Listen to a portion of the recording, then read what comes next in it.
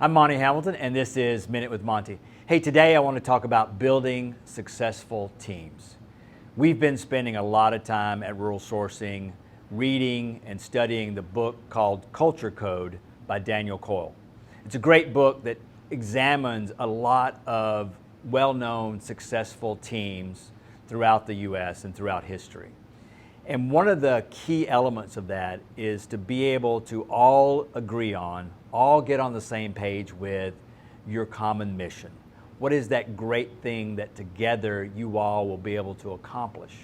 And then once you agree upon that, it's not about groupthink. In fact, quite the opposite. It's the ability to take those divergent voices and converge them in harmony toward achieving that great goal.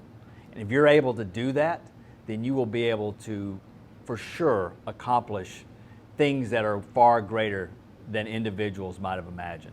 At Rural Sourcing, we put together these teams from different backgrounds with different voices in the hopes that we can all get in harmony toward achieving that common goal. And that's been A Minute with Monty.